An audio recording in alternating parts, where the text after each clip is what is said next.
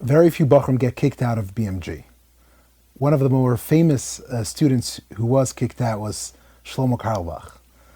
The legend goes that he composed the song Lulaei Torascha after Rabbi Aharon kicked him out, sitting on the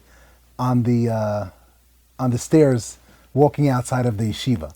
Is there anything you know about that story? Is it true? Sure. So one of the things I love about my position, there are many myths that I hear, which are so accepted by people that they actually provide, you could call it in a sense, comfort for the masses.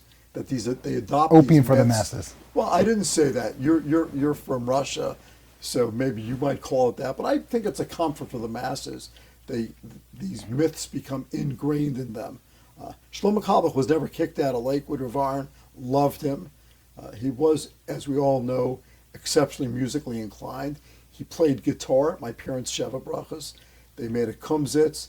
They closed the lights in the room. He sat on the floor. And I don't know how studious he was. I wasn't there back then.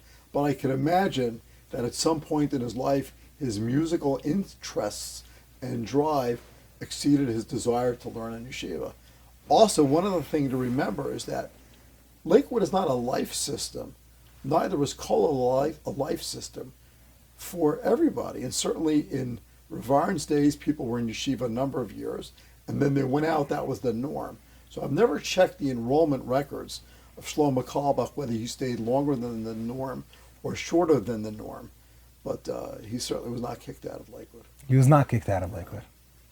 It's a myth. It's wrong. Yeah, it gives people comfort. And he didn't even...